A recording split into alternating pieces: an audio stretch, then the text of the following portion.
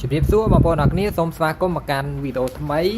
ហើយនៅក្នុងវីដេអូនេះខ្ញុំនឹងធ្វើការបង្ហាញបងប្អូនអរគ្នាអំពីរបៀបដាក់ follow នៅលើ page របស់យើងណាបងប្អូនអរគ្នាបាទគឺបងប្អូនចង់ឲ្យមាន follow នៅលើ page ច្រើនបងប្អូនអាចធ្វើតាមវីដេអូនេះបានអញ្ចឹងណាបងប្អូនបាទហើយការធ្វើនេះគឺអត់មានអីពិបាកទេបាទគ្រាន់តែយើង copy link page ហ្នឹងយកទៅដាក់តែប៉ុណ្ណឹងបងប្អូនអរគ្នាបាទអញ្ចឹងខ្ញុំបង្ហាញបងប្អូននៅក្នុងវីដេអូនេះហើយយើងធ្វើនេះគឺនៅក្នុង website ខ្មែរ MM ណាបងប្អូនអរគ្នាបាទអញ្ចឹងសម្រាប់បងប្អូនដែលតែចេះចុះឈ្មោះបងប្អូនអាចចុចខាងក្រោមវីដេអូនេះបាទ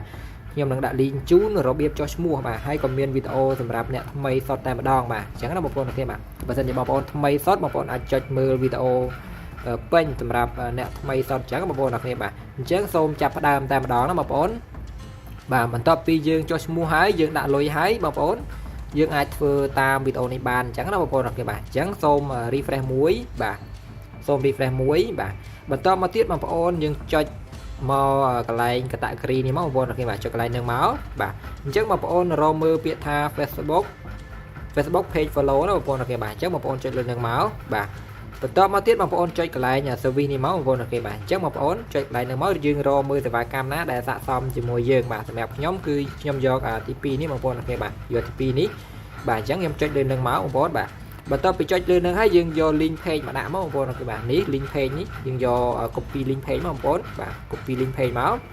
បាទ copy អញ្ចឹងមកបន្តមកទៀតយើងចូលមកវិញយើងសកត់លើប្រអប់ link នឹងបងប្អូនអរគ្នាបាទដើម្បីផាស link នឹងបញ្ចូលបងប្អូនបាទបន្តមកទៀតយើងដាក់បរិមាណនៅខាងក្រោមនេះគឺ quantity នេះបងប្អូនអរគ្នាបាទអញ្ចឹងបងប្អូនយើងដាក់ប្រមាណបាទបើសិនជាបងប្អូនចង់ដាក់1000បងប្អូនសេលេខ1000ទៅបាទបើចង់ដាក់10000បងប្អូនសេលេខ10000ទៅសម្រាប់ខ្ញុំគឺខ្ញុំដាក់តែ100ទេបងប្អូនអរគ្នាបាទអញ្ចឹងឧទាហរណ៍បើសិនជាយើងដាក់1000គឺយើងចំណាយអស់74សេនណាបងប្អូនអរគ្នាបាទតាមសេវាកម្មណាបងប្អូនបាទសេវាកម្មខ្លះក៏វាខ្ពស់សេវាកម្មខ្លះក៏វាទាបចឹងទៅបងប្អូនអរគ្នាបាទអញ្ចឹងខ្ញុំដាក់តែ100ទេអញ្ចឹងខ្ញុំដាក់100នេះគឺអស់7សេនបងប្អូនអរគ្នាបាទហើយពេលវេលាដែលប៉ាន់ស្មានថា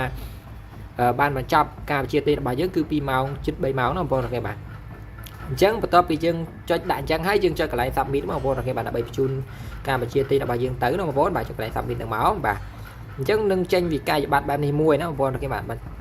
ដើម្បីថាបញ្ជាក់ការបញ្ជាទិញរបស់យើងណាបងប្អូនអរគ្នាបាទអញ្ចឹងដូចខ្ញុំបង្ហាញអញ្ចឹងសេវាកម្មនេះគឺប្រហែលជា1ម៉ោង2ម៉ោង2 3ម៉ោងហ្នឹងគឺយើងទទួលបានលទ្ធផលហើយបងប្អូនអរគ្នាបាទតែជាធម្មតាគឺបានលឿននឹងអញ្ចឹងបងប្អូនអរគ្នាបាទអញ្ចឹងវីដេអូនេះមានតែប៉ុណ្ណឹងបងប្អូនអរគ្នាបាទជួបគ្នានៅក្នុងវីដេអូក្រោយទៀតបាយបាយ